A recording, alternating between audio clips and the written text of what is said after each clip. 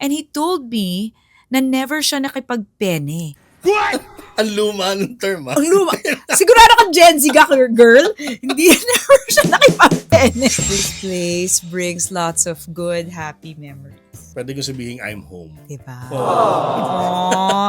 Ito po ang radio booth ng pinakamamahal naming MOR. MOR. Sabihin ko sana, 101.9. WRR 101.9. It used to be WRR 101.9. Actually, alam mo, mas matagal pa kami nito kaysa sa amin ng asawa ko. At least ito, solid ka dito. Hindi mo siya iniwan. Hindi ka nang Hindi tutay. ko naman iniwan yung asawa ko.